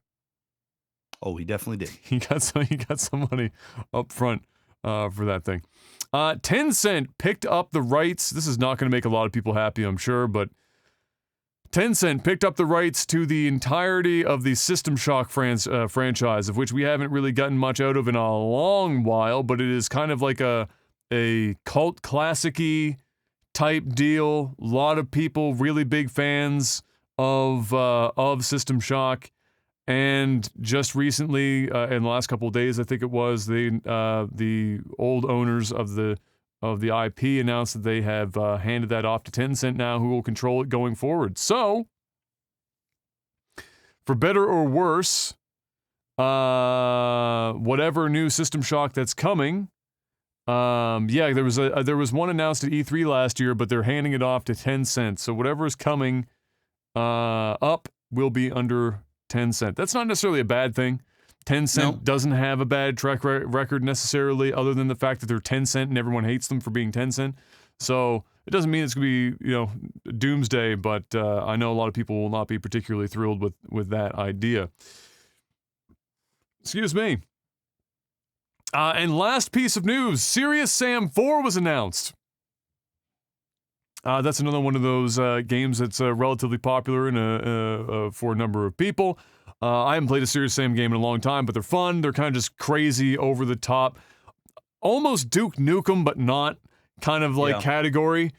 And usually lots of enemies, like just madness, just complete fucking utter madness. Serious Sam games, and Serious Sam 4 announced. It was saying something that it might even have 100,000 enemies on screen at once. I don't even know what that means or how that's possible, but that's a big number. The trailer hit. Didn't show any gameplay or anything necessarily, just Serious Sam stuff. And the weirdest fucking launch for this game is happening. So, in, what was it, August, I think I have listed here. In August, it's coming to Steam and Google Stadia. But from what I've read, unless I've misread, the Google Stadia portion of that launch was a deal whereby it's actually being blocked from being put on the other consoles until sometime in 2021. So it's like a partial exclusive to Stadia, still coming to Steam, but to Stadia, and then will be on the Xbox and PlayStation in 2021. That's a really weird decision, and I hope, especially given the 110 million consoles just for PlayStation 4 alone, I really, really fucking hope that they got an absolutely astronomical amount of money from Google. For sure. Because Stadia's dead, bro. Yeah. I'm actually surprised that Google spent the money to lock this up, because Stadia right now is a zombie. Yeah. If there was a platform that most closely resembled the Weekend at Bernie's, Google Stadia is that console. It's the Weekend at Bernie's of the video game world. Yeah.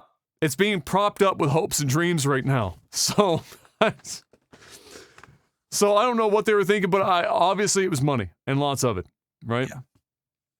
Like it's not to say that you can't. Yeah, that's right. Yeah, secure the bag. It's not to say that Stadia doesn't work. It's just that it only works well enough. Nobody cares. That's the thing. It's like an eclipse needs to happen in order for that shit to do what it's supposed to do. Nobody cares. Nobody. You know what, How the many last people in the industry have you heard, bro? Can't wait to get you a Stadia. Bro, I was playing my Stadia last night. Shit's fire. There isn't a single person in my circle that I have ever even heard utter the name Stadia except for this podcast. And it's usually shitting on Stadia. Bro, you know what the last game that I would want to ever have on Stadia might be? Any game? Serious Sam 4. You know why? Yeah. You know why? Because the encoding for Google Stadia is not that hot. You play like an Assassin's Creed game or something, probably looks okay. Right. It's not super, super fast moving. Yeah, there's a lot of detail, but it's not the end of the world. You spend a lot of time standing fucking still. Serious Sam is what you play after you've ground up half a bottle of Adderall and you mix it with Coke and you blow 4 or 5 lines and then you go play that game, and there's so many enemies on screen and you're moving so fast that the Google Stadia encoder for that, I promise you, that game is going to look like absolute dog shit. And on top of that, Final Fantasy VII before the remake. Well, actually, in some scenes in the remake, it also could look like that. There you go. Yeah. Nope. Google Stadia. I don't know, play Uno on it or some shit. That's it for game news, which means, Jeff, it's time to sell out. Are you ready for the sellout? Hey, it's patreon.com/legtv. I don't know where we're at right now. I haven't checked in like 2 weeks. I think we're up. What? I think, at least in the number of patrons. I'm eating. That graphics card is going to be a little less weight. Not much. Let me see here. A little bit, though. We are. We're at 355 Patreons. Woo! Moving on up. Patreon.com/legtv. If you guys are enjoying the podcast, we do it every week. Throw some money at the screen. Stimulate us with your stimulus. Trump bucks. If not, hey, it's all good. Just hit the like button. Share it. Leave a review on places that you can leave your review, like iTunes and Spotify and stuff.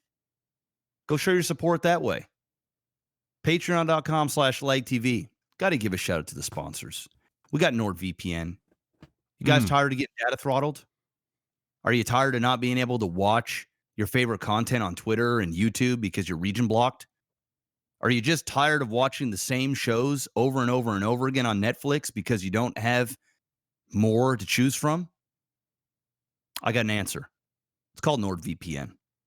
Go ahead and get yourself a virtual private network using that promo code OTT. Link is in the description. That is nordvpn.com/OTT. It's really that simple. 70% off, up to 6 simultaneous devices. Mask your IP so that you can watch different regions of Netflix. different versions, which have different content. Watch the YouTube and Twitter stuff that they region block you, cuck you on. One click of a button. That's all it takes. Up to 6 simultaneous devices can be connected. Mm. So if you've got 6 rooms, 6 different people on 6 different devices, boom, no problem. One's from China, one's from Canada, one's from the US, one's from Norway, one's from Antarctica. They probably don't have a server there, so we'll go with Australia. One's from Sweden. You can do it all with NordVPN. Stay safe, stay anonymous. Don't be messing around. The internet's a crazy place these days.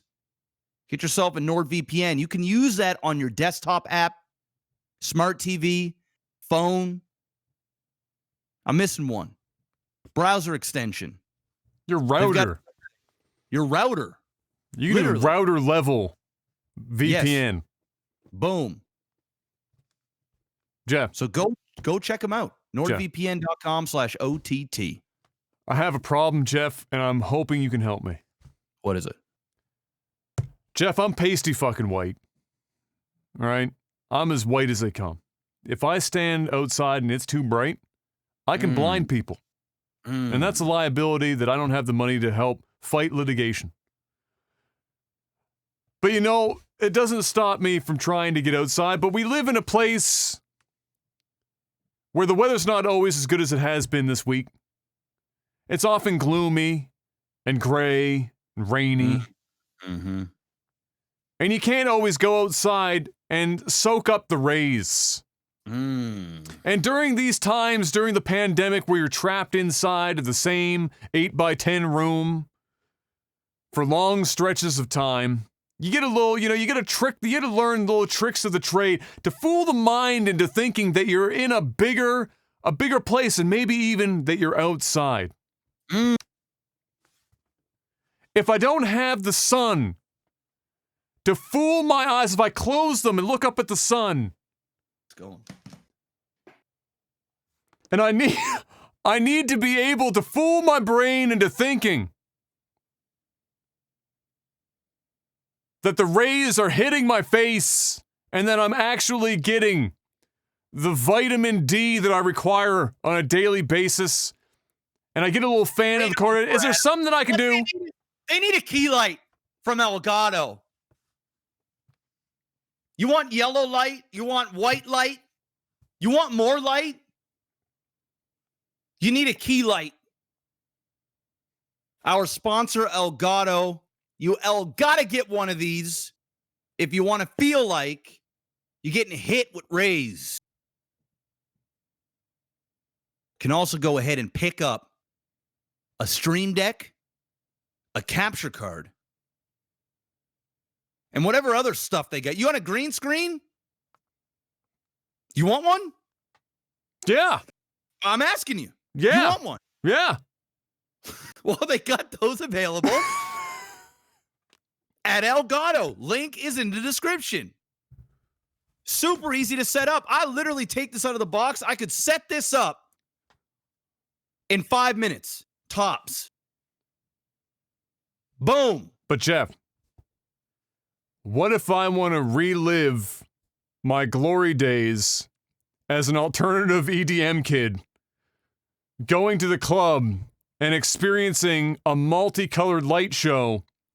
You know, that light, it can show different colors, but I need to be able to change them faster. How could I change the lights fast enough to make me think that I was still taking acid and having people fucking wave gloves at me? Deck, Adam. It's called a Stream Deck. Tell me more. Or you want to get the app on your phone? You want to control this via phone app? Is that what you want? I have a phone. Do you now? Does that mean you're going to get Diablo on your phone? Blizzard told me it was the only way. Well, if you got a phone, then you got to get yourself an Elgato product. Period. Everybody has a phone. I got one. I got spares. In case this one breaks, I got a 6S Plus sitting upstairs in a closet somewhere. Sounds like white privilege to me. Sounds like a whole lot of white privilege.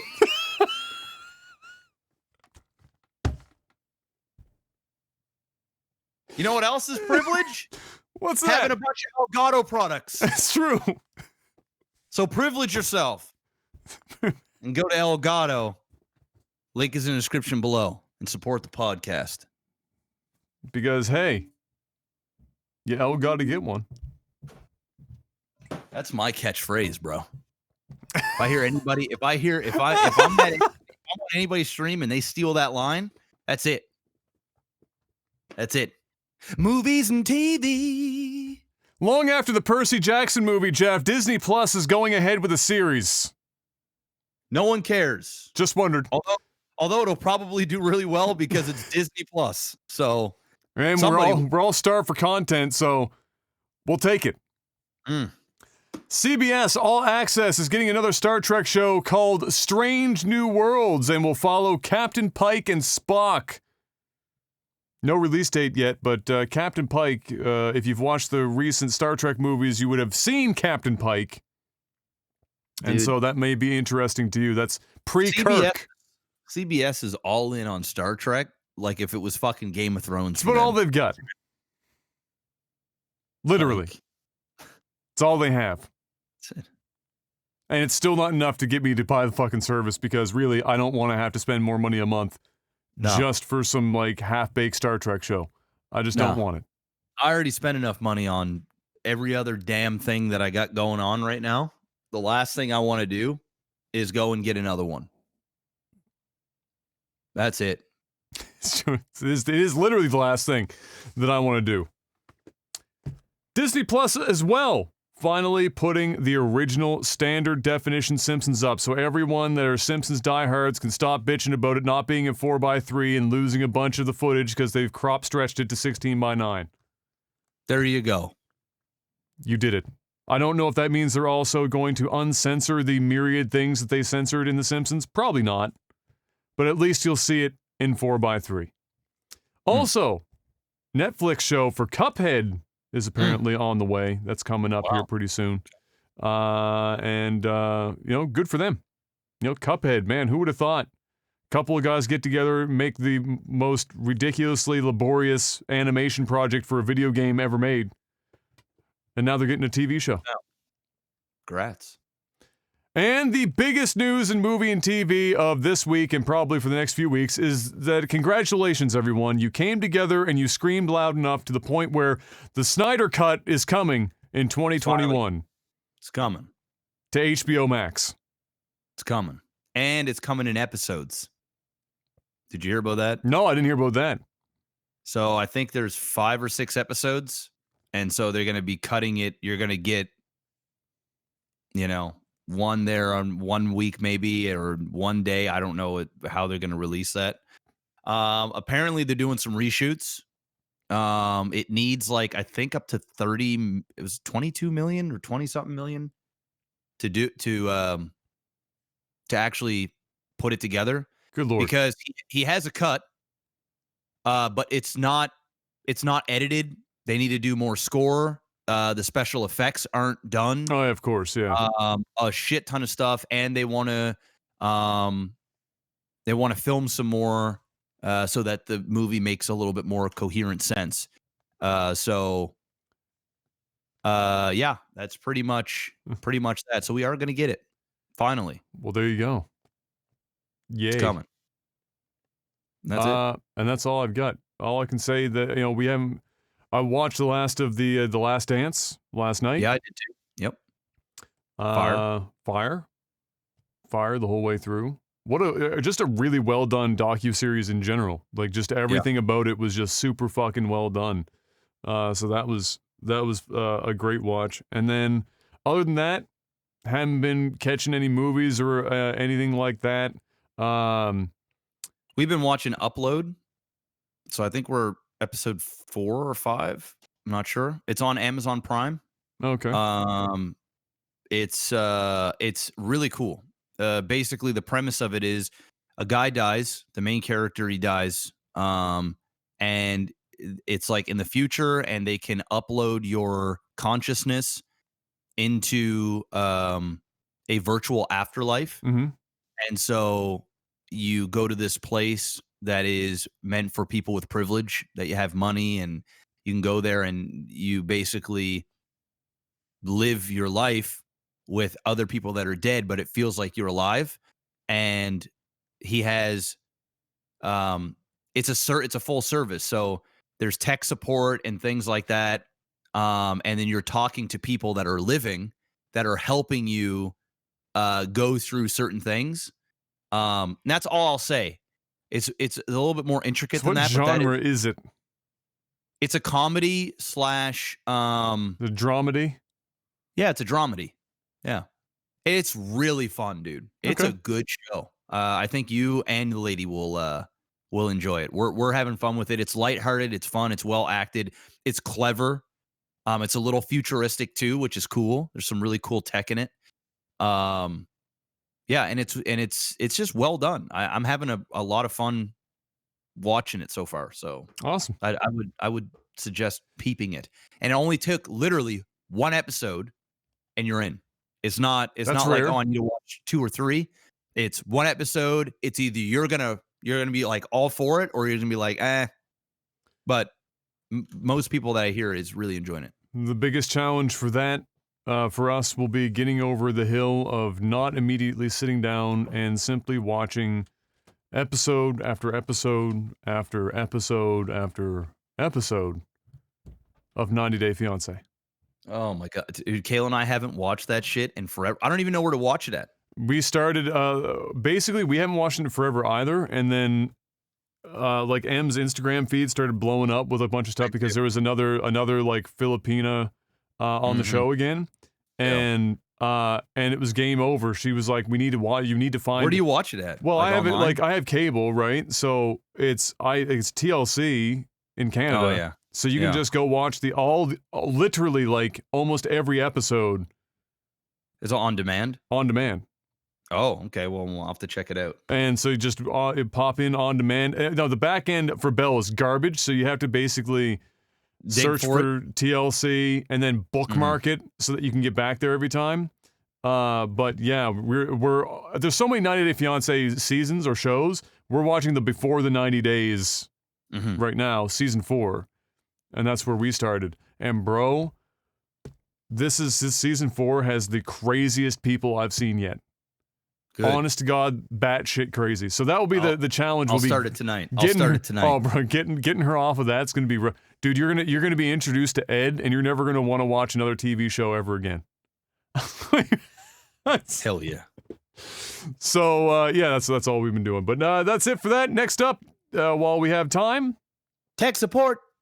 ladies and gentlemen, patreon.com/lagtv, $10 and higher over there. Each and every week we put up a post where you can ask us some questions. We call it tech support, and we answer as many of them as we can within reason.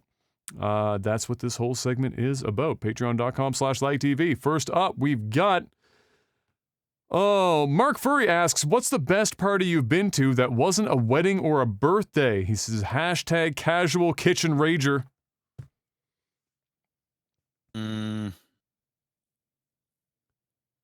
I'll say that my aunt and uncle, mom's brother, that side of the family, put on a party before, I think it was before either Ben or Kale, these are my cousins for those who don't know, we're going back for like university. I can't remember what it was because both of them went to university out of the province. And so they always had, when everyone was home in the summertime, both of them have 1,000 friends. So they'd always put on parties throughout the year, in the summertime specifically. And they'd buy the alcohol, like stock alcohol and shit like that. So anyway, they had a kegger. And there was like, I don't know, 50 fucking people there, with like different zones in the house and outdoors with all sorts of shit going on. There was beer pong and all sorts of just nonsense and like kegs everywhere. And it was just one of those parties where it was just good. It wasn't like one bad thing happened the entire party and everyone had a fucking amazing time. and I'm not normally somebody who likes parties with that many people. Like, I usually prefer parties with, like, just a couple of close friends, but even I enjoyed this fucking party.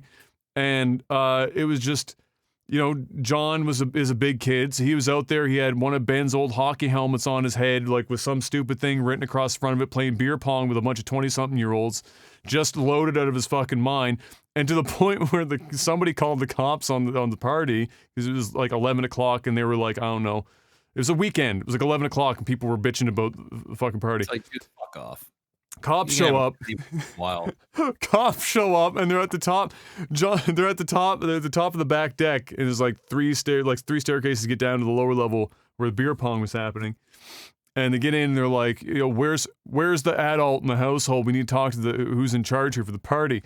And they point down at John, and there's John, my Uncle John, in a wife beater, hammered, old fucking Bauer hockey helmet with no visor on, with some shit taped onto the top of it, playing beer pong down the bottom, screaming and yelling. And they were like, that's him right there. And the cops were like, oh, you gotta be fucking kidding me. But, you know, he went up there, he was like, all right, we'll calm her down, whatever. But yeah, that was probably the most fun party I was at. That wasn't a birthday or a wedding. Jeez, dude, I don't even know. I've been to so many parties. They're all basically the same in a blur. Yeah.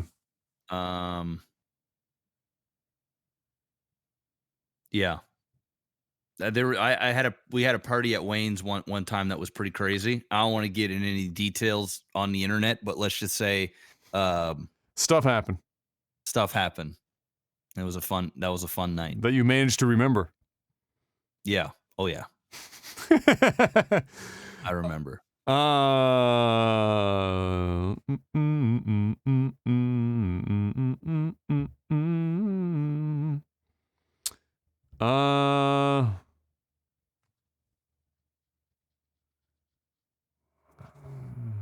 Alexa asks, hey guys, hope you guys are doing well. No, thank you. We are both doing quite well. What do you think about off-the-grid living, being self-sufficient, growing your own food, that kind of stuff? Big note for me, dog. A little too isolated. I mean, it takes a certain type of person to do that stuff, and all the power to them. Like, it's not, there'd be nothing more peaceful, but I think it'd just be too peaceful for me. I just couldn't do it. I think it's amazing. I think it takes like Jeff said, it takes a very specific type of person, to do that, for a number of reasons. You know, one, you have to be somebody who's used to more isolated living in general, not in terms of being stuck in the house, but just normally speaking, if you're going to live off grid, you're pretty far out from anyone else or any kind of like really major, community center. And then you have to have a really deep skill set that comes along with having to live off the grid. And that comes easy to some people, and it doesn't come easy to a lot of people. And learning things like, you know, growing your own food sounds like something that wouldn't be that difficult, but let me tell you, as somebody who's grew up here and we had our own gardens and shit, it's not that easy. And there's definitely you can definitely fuck that up in many different ways. And even more so would be, you know, trapping and hunting is not necessarily an easy skill, let alone then handling the animal yourself, getting it back to your house, treating it, skinning it, gutting it. Nah. Not all that. Like, there's a lot of skills involved there that not many people would know, nor would be able to find somebody to teach them properly, unless they were lucky enough to have somebody in their lives that currently live that way or have in some way, shape, or form. It's just, you know, there's a lot that goes into it. I mean, you can get off grid and in the sense where you can still go to a grocery store and do all that stuff, and then just like you're technically off the grid where you spent $40,000 in solar panels. But he's talking about like being self-sufficient with growing your own food and that type of stuff, and that takes a different, that's a different level entirely. I would love to have those skill sets. I don't have the time or the will to go out and find somebody to learn that shit. But you know, those are all great skill sets to have, just hard to come by. Bu- bu- bu- bu- bu- bu.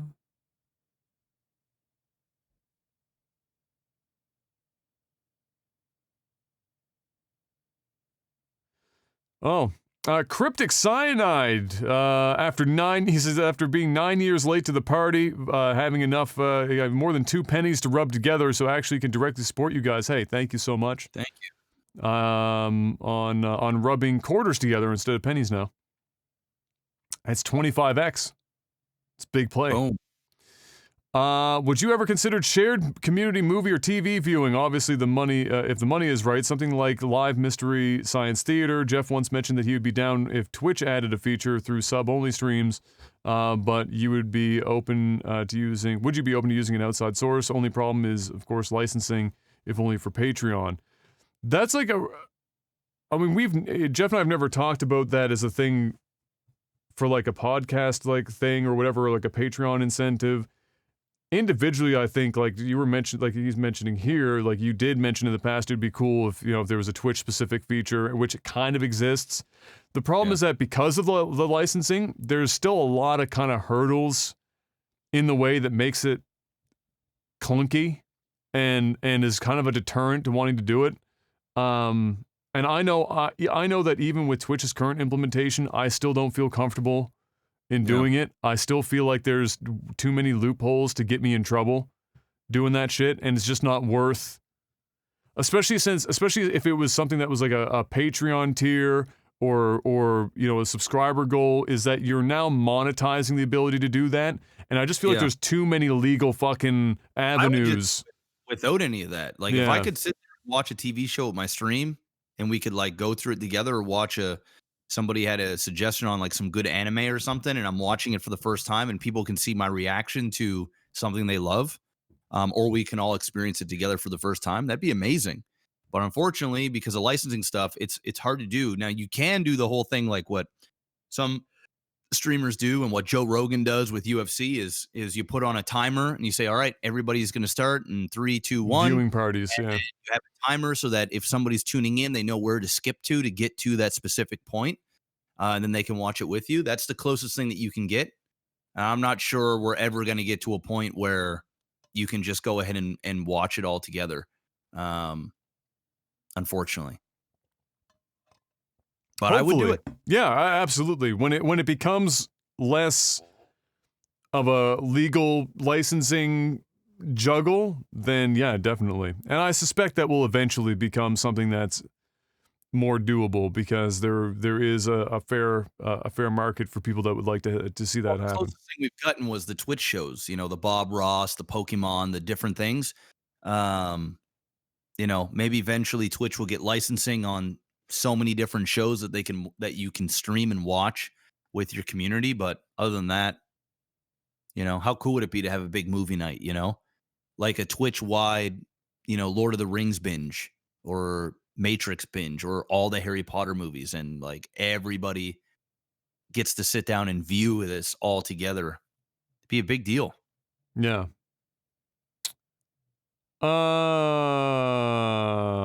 MSS says, what's your bold prediction for what will come true in 100 years, like flying cars was for 2020 back in the day, where people were guessing that we'd have flying cars by now? 100 years. 100 years from now. Flying cars. I don't think there'll be flying cars. Simply, I don't think there'll be flying cars ever. More because of the logistics of it than the actual tech. It's not like we can't already have flying cars. Yeah, it's just they're not going to put those in the hands of people. I would say space travel, to the point where, you know, people, definitely Mars. So people will be colonizing Mars in terms of like growing food there and doing, you know, you can go, like, people will be able to be there. Not saying that we'll be living there, but certain people, astronauts and stuff, will actually be there, and you'll be able to experience that. Yeah. I think medicine's going to get a lot better. So hopefully there'll be a cure for cancer. Um, you know, big diseases like that. I think in 100 years from now, I think I've got a couple of major predictions. In 100 years from now, the number of languages being spoken around the world will be dramatically reduced. I think that in 100 years from now, most people will be learning English and Mandarin as their secondary languages almost exclusively. English is already there. Mandarin will it's already becoming, but it will be even more so, I think, in that timeline. I think that we will have a battery breakthrough in the next 100 years that will be the driving force for pretty much every other technological advancement that will happen after it. And I'm pretty sure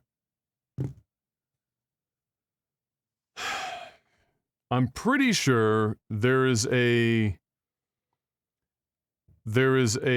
chance that that in 100 years from now, where we see something like the European Union, even though it's kind of a broken thing, I think we're gonna have a second wave of like government unions coming together from countries. As the further along we get, and especially with pandemics and stuff like this, where it's everyone fighting the same thing, that kind of stuff is going to become more and more common to the point where inevitably there's going to be like a by force or otherwise, whether it will be war based or not. I'm not saying it'll be like we're going to get in 100 years to the one government thing that a lot of people are talking about. That seems like it almost has to happen at some point, but it's not going to be in the next 100 years. I would say we're in that direction. There's also a good chance in the next 100 years we just blow ourselves up. Yep. Like a really good chance.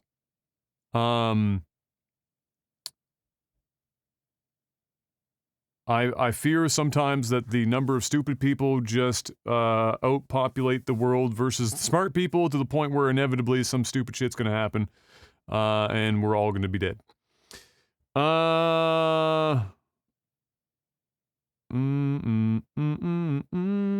Forlorn asks, and I think you've seen it, but I haven't. Have you had any chance to check out The Boys on Amazon Prime? I did. I've seen season 1. It's good. It's fun. Mm. It's like the bad superheroes. Like they're superheroes, but you realize they're really fucking just shit superheroes? Shitty superheroes, which is fun. Kimmets asks, best takeout food, but you can't say pizza. Sushi. Is that takeout though? I think it means like order food, like delivery kind of deal. I mean, you can get anything delivered these days, including sushi. Well, yeah, but you know what I mean. Like the usual. I think he means like the. Yeah, you can get anything fucking delivered now, but that's not. I don't think.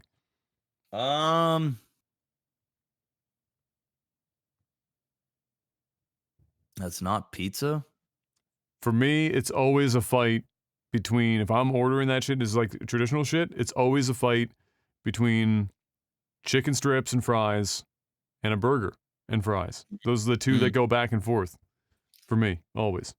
I'm gonna go with Chinese food. Chinese food's pretty good. Yeah, and it has to be good Chinese, because bad Chinese, even though like bad Chinese food when you order it is still doable, you just like you really don't enjoy it. Like basically bad Chinese food. And when I say bad, I mean like just there's a difference between really good Chinese food where you're like, God damn, yes. Yeah. And then there's Chinese food where you're eating it and you're just going, it's hey, how's your food? It's all right. That type of Chinese food. If you get really good Chinese food, that's borderline the best type of takeout money can buy you. Because typically when you're really hungry and you've got that craving for Chinese food, my Chinese food cravings are like once every 6 months, where I'm like, man, I could go for some fucking General Tao chicken. And we're talking American Chinese food, not Chinese food. Not like Chinese food, but I'm talking about like Americanized Chinese food. And I want some egg rolls with some plum and some chicken balls with them sauce, some beef fried rice, bro. Oh, my mouth is watering just thinking about it. Beef broccoli, and I can and that when that shit comes in the clutch and you bite into it, oh my god, there's nothing like it. There's nothing like it. You almost can't fuck that shit up. What's your go-to order Chinese food? My go-to is I like General Tao and chicken balls and beef fried rice. I like those three things. I like orange chicken a lot too, but I typically only get that like if I'm in the States, like I'm in Vegas or something, and I'm like going to Panda Express or something really quick. But General Tao and sometimes I fuck with beef and broccoli, but I'm a basic bitch when it comes to Chinese food, man. I just like my basic stuff. I get that, and it's just well done. It's hot. It's not too salty and stuff. Like, just give me it. I'm so hungry right now too. Chicken fried rice, beef and broccoli, egg roll, couple chicken balls, yes, ginger chicken. Is probably the most important. And I feel like I'm forgetting something here. No, that's pretty much the show. I'll fucks with a few other things. The core, if I had to really get it down to the core, I need chicken fried rice, ginger chicken, and like beef and broccoli. If I just had those three, if I had to get it to 3, those would be the 3. For and if I get a 4th, like an add-on, it's an egg roll. Oh, I need egg roll. In fact, fuck it. Ginger chicken, egg roll, beef and broccoli. Fuck everything else. It's done. Nikki asks, what's a simple sub $200 pleasure purchase that has notably improved your life aside from the Elgato Stream Deck TM and Keylight TM #ad? Sub 200. Yeah. That has improved my life? Yeah. I've got a couple. One was my Roku box. Because as good as smart TV apps and stuff are, until you're talking big dick TV purchase, they're slow, they're laggy, the interfaces for like Netflix and shit, it's just not great. The Roku box changed all that shit. My god, it makes everything streaming 1,000 times better. So that's one. 2, and this is a more recent one, humidifier. Changed the game. Yeah. Having a humidifier. 3, and this is the most obscure, when I bought the RAV, the rubber removable liners that go in the back of the RAV that go up, partially up the back of the seats and covers the entire back of the trunk space in this heavy fucking, like, bulletproof fucking liner. Game changer. You don't give a fuck what goes back there. You're not hurting anything. It could be muddy, grassy, Christmas tree, doesn't matter. It's all covered, and it was like less than 200 fucking bucks when I got the lease, and is by far my favorite feature that I got on that car. Sub 200. Not too many things. If I had to pick 2, number 1 is I have a light beside my bed that is a unique light. Okay. So it's got 2 different main functions, 2 different lighting sources, and then multiple choices within that. So one of them is your typical lamp light that can do white light or yellow light, and you can change the dimness. So it's like super dim all the way to really bright. And then the second one is my favorite, and it's a mood light that makes all different colors. So you can choose whatever colors you want. Now, there's a cool little fun game me and my wife play where, if I'm looking for a little bit of, you change the color of the light. Sucky, sucky, fucky, fucky. I put on the red light district, and she knows what's going on. Really sucky, sucky, fucky, really? I put on that red light. She knows it's red light time. which means it's time to get down. We had almost got through a whole podcast without talking about dick-related shit, and we almost got there. Hey, it's the truth. It's the truth. Red light district. It gets to the point. It gets to the point where we're laying in bed. I got the green light on, which is just like nice little mood light that I like. It's like a different type of green, and we just kind of sit there and relax. And she goes, "You want to turn that light red?" Yes, I do. Bam. There you go. And my other one, squatty potty. I knew that was changer. coming. Yeah. Life changer. If you don't own a squatty potty, get one. Because this shit is fire. Pun intended. Last question. This is Grathic's fourth time asking this one. We just never had time to get to it. We can squeak this one in here now, Grath. Do you sometimes or regularly get any shoutouts to the word regularly for constantly being pronounced wrong and my brain never fucking gets it? Who cares? Get any feedback from your sponsors in response to the specific sellout skits that we do. No. With some of the sellouts you do, I wonder if sometimes the sponsors love them or if they sometimes go #Nova Yikes when they see them. No, and you know what? I actually send them the plugs because they want to. they can't keep track of everything we do all the time, no, right? Of course not. So typically, when I send an invoice or whatever, I send them the plugs. Yeah. And they love it, dude. NordVPN absolutely loves what we do. Yeah. So that's pretty much all we've ever gotten. Even when we did stuff with like World Vision in the past, all the weird and crazy skit stuff that people we like always that do because it's unique. Like you got to think how many these companies sponsor people, and it's the same. Like go pick up this or go check them out. Is we try and make it fun and engaging and memorable so that you think of the company, and you're more likely to pull the trigger on that when you need that thing. You think of us. That's the whole point of it. If I wanted to do just like boring ass, thank you so much, NordVPN, for sponsoring the stream. If you guys are interested, 70% off. Use the promo code OTT. Link is in the description below. That gets boring after a while. And nobody wants to listen to us plug sponsors for 5 minutes in a podcast unless we're making fun and entertaining and different and exciting. And you're more likely to want to sit through it. That's why we do it. That's just it. and it works. They like it. Never once we've had feedback where people were like, "Whoa, now pull it back." Yeah, don't do that. Yeah, no. Never once. They like that. They like that stuff. Never once. You know what I like, Jeff?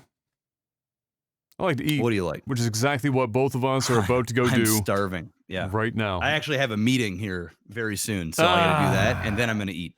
Well, ladies and gentlemen, thank you for stopping by, catching this live, or continuing to listen to us on whatever platforms you catch us. If you have the opportunity to rate the podcast wherever you listen, stop over on YouTube, hit the like button, which we didn't plug today. Leave a comment, the usual stuff. It goes a long way. You don't have to give us your money, but if you want to, it's patreon.com/lagtv. Thank you so much once again, guys. We will see you guys all next week for some more Technical Alpha. And until we see you then, please stay safe out there. Wear masks. Wash your fucking hands. Don't listen to your government officials when they tell you to go back to work, because guess what? It's a bad idea. We'll see you guys next week. And until then, peace. Oh, Jeff, I closed the audio out again, but that's okay. I got it here. Peace.